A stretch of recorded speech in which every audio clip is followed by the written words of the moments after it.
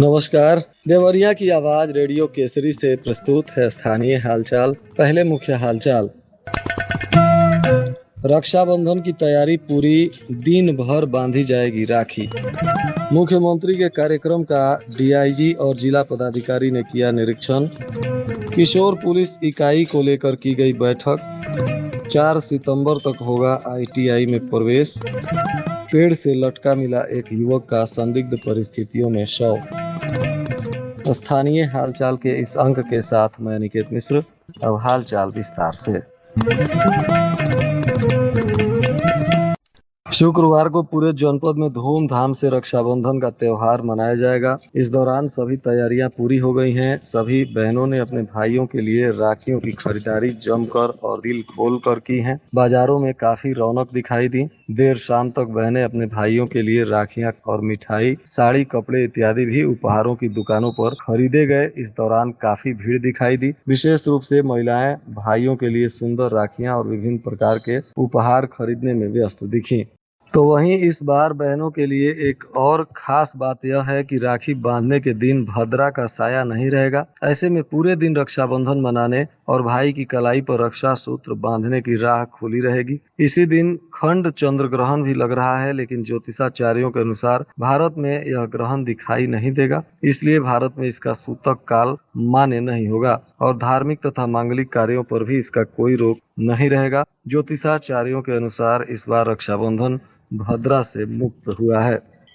सलेमपुर तहसील के अंतर्गत मझौली राज में 29 अगस्त को मुख्यमंत्री योगी आदित्यनाथ के प्रस्तावित कार्यक्रम को लेकर मंडलायुक्त इंद्र विक्रम सिंह और डीआईजी गोरखपुर एस चनप्पा तथा जिलाधिकारी मधुसूदन हुलगी और पुलिस अधीक्षक अभिजीत आर शंकर ने कार्यक्रम स्थल का निरीक्षण किया। तैयारियों और व्यवस्थाओं का जायजा लेते हुए तैनात कर्मियों को आवश्यक निर्देश दिए। कार्यक्रम के दृष्टिगत सभी तैयारियां एवं आवश्यक प्रबंध सुरक्षा मानकों के अनुरूप समय से पूरा करने का निर्देश दिया गया है। किसी भी स्तर पर कोई कमी अथवा चूक न रहे, इसका विशेष ध्यान रखा जा रहा है। साथ ही पार्किंग स्थल, मंच, पंडाल, हेलीपैड, विद्युत व्यवस्था, पेयजल, शौचालय सहित अन्य आवश्यक व्यवस्थाओं को भी समय से सुनिश्चित करने का निर्देश दिया गया।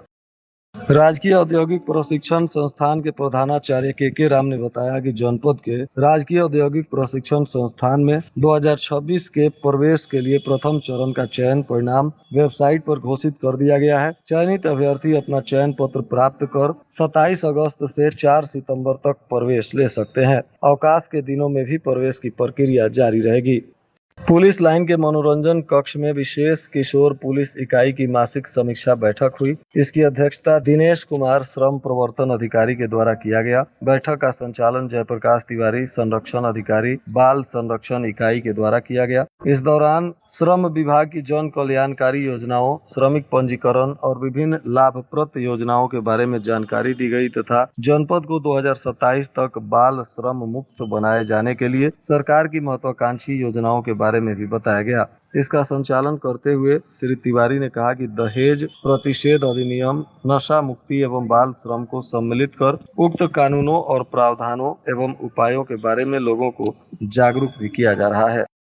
जिले के तरकुलवा थाना क्षेत्र के कंचनपुर गांव के पास नहर के किनारे आज सुबह एक युवक का शव संदिग्ध परिस्थितियों में पेड़ से लटकता हुआ मिला। खेत की ओर गए ग्रामीणों ने शव को देखकर पुलिस को इसकी सूचना दी। मौके पर पहुंची पुलिस ने शव को कब्जे में लेकर पोस्टमार्टम के लिए भेज दिया। घटना की जानकारी होते ही परिवार में कोहराम मच गया। बताया जा रहा है कि कंचनपुर गांव के रहने वाले राजेश प्रसाद उम्र 42 वर्ष पुत्र बीरन घर पर ही रहकर खेती बाड़ी का काम करते हैं। परिजनों के अनुसार बुधवार की देर शाम कुछ काम से निकले थे और घर नहीं लौटे। सुबह उनका शव नहर के किनारे एक पेड़ पर साड़ी के फंदे से लटकता हुआ मिला। अब घटना के बाद से ही उनकी पत्नी और 4 बच्चों का रो रो कर बुरा हाल है। पुलिस ने शव का पोस्टमार्टम कराने के बाद परिजनों को सौंप दिया है और इस घटना को लेकर आवश्यक जांच पड़ताल कर रही है। सामुदायिक स्वास्थ्य केंद्र लार में पिछले 4 दिनों से एक्सरे प्लेट खत्म हो गई है। इसके कारण एक्सरे मशीन का संचालन ठप है और मरीजों को जांच के लिए निजी केंद्रों पर जाना पड़ रहा है। सीएससी में प्रतिदिन लगभग 25 से 30 मरीज एक्सरे कराने पहुंचते हैं। प्लेट उपलब्ध न होने के कारण उन्हें बाहर निजी केंद्रों में जाँच करानी पड़ रही है, जहाँ प्रति एक्सरे करीब 350 रुपए खर्च करने पड़ रहे हैं। इस परिस्थिति में गरीब मरीजों को विशेष परेशानी हो रही है।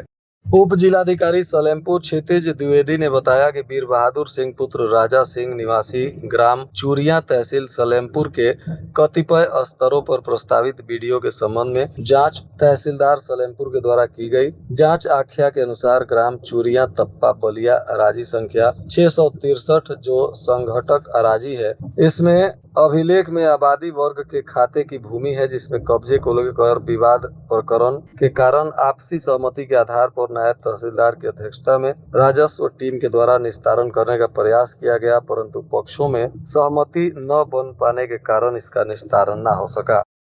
रक्षाबंधन के पावन पर्व पर पीएम श्री राजकीय इंटर कॉलेज देवरिया में हर्षोल्लास का वातावरण देखा गया। विद्यालय की छात्राओं ने प्रधानाचार्य राम किंकर मिश्रा को राखी बांधी। छात्राओं ने इस अवसर पर भाई बहन के पवित्र रिश्ते की भावना को अभिव्यक्त किया। उन्होंने प्रधानाचार्य के स्वच्छ एवं सुखी जीवन की कामना की। प्रधानाचार्य ने भी छात्राओं को रक्षाबंधन पर्व की शुभकामनाएं दी। उन्होंने कहा कि यह पर्व भाई बहन के स्नेह, विश्वास और आपसी सहयोग का प्रतीक है। उन्होंने छात्राओं को शिक्षा के प्रति समर्पित रहने और जीवन में अनुशासन को महत्व देने के लिए प्रेरित किया।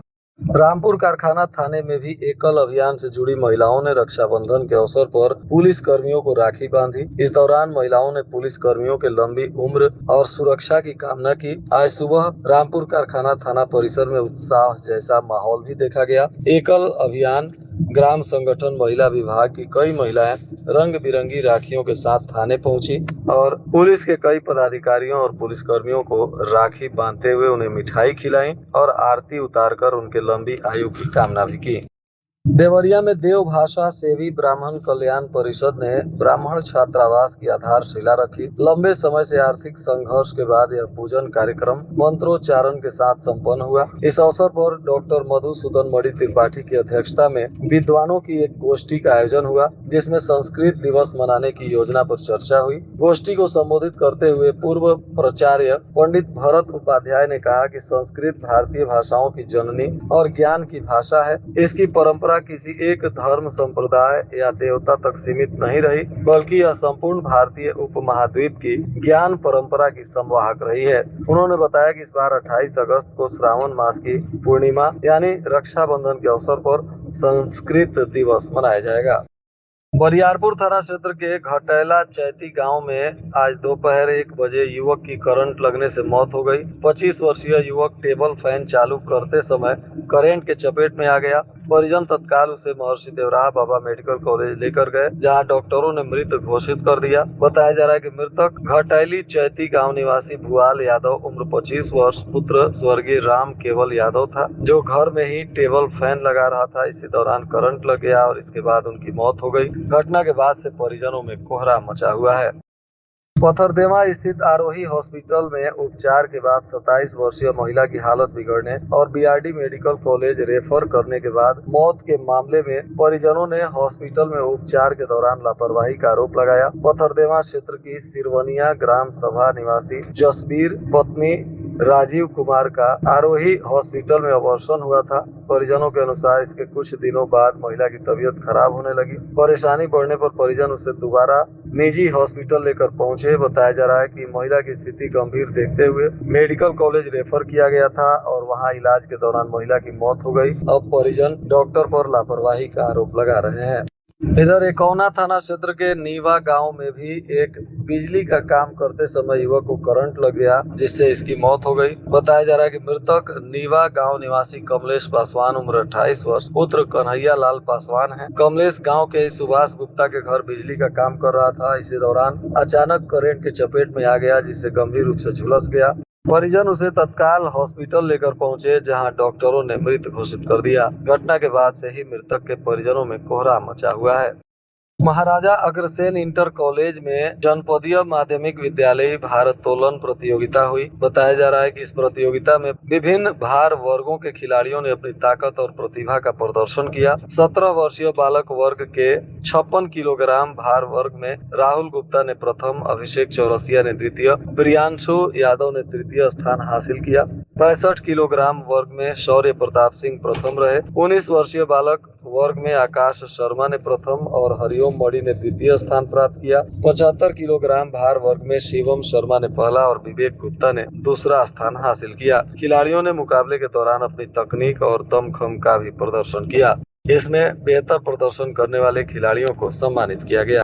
स्वतंत्रता सेनानी और पूर्व सांसद स्वर्गीय विश्वनाथ राय की पुण्यतिथि आज जिला पंचायत के सभागार में मनाई गई। बताया जा रहा है कि इस दौरान कांग्रेस प्रदेश अध्यक्ष अजय राय मुख्य अतिथि रहे और सलेमपुर से सपा सांसद रामाशंकर विद्यार्थी विशिष्ट अतिथि रहे। वक्ताओं ने विश्वनाथ राय के स्वतंत्रता आंदोलन, जनसेवा और गरीबों के अधिकारों के लिए किए गए संघर्ष को याद किया। और आज के मौसम का तापमान देवरिया में न्यूनतम 27 डिग्री सेल्सियस और अधिकतम 37 डिग्री सेल्सियस रहने की संभावना है। अंत में मुख्य हालचाल एक बार फिर। रक्षाबंधन की तैयारी पूरी, दिन भर बांधी जाएगी राखी। मुख्यमंत्री के कार्यक्रम का डीआईजी और जिला पदाधिकारी ने किया निरीक्षण। किशोर पुलिस इकाई को लेकर की गई बैठक।